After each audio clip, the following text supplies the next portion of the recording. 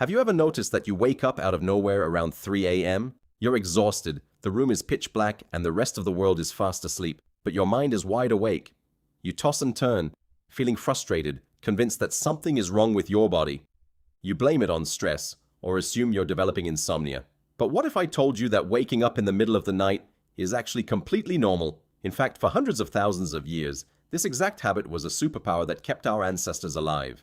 In the modern world, we are taught that a good night's rest means climbing into bed, closing our eyes, and sleeping uninterrupted for a solid 8 hours.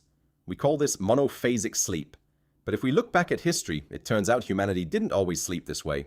Before the Industrial Revolution, long before the invention of the light bulb and electricity, humans slept in two distinct shifts.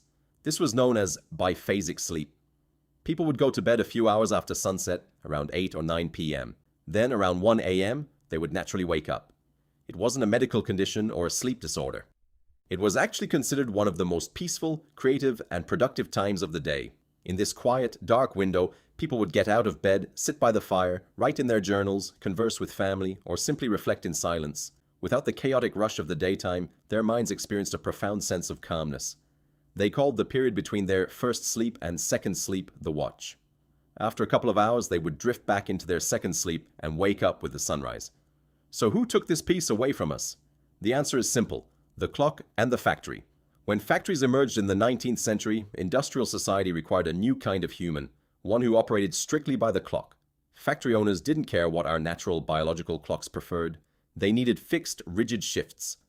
Over time, waking up in the middle of the night was rebranded as a disease called insomnia, pushing people to fight their natural rhythms and force themselves into an artificial, continuous 8-hour block. Today, your brain and your biology still remember that ancient pattern. When you wake up at 3 a.m., your body isn't broken. It's simply rejecting the unnatural routine imposed on us by the modern world.